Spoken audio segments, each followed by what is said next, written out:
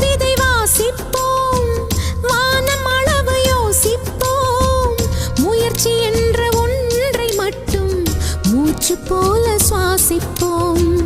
லட்சம் கனவு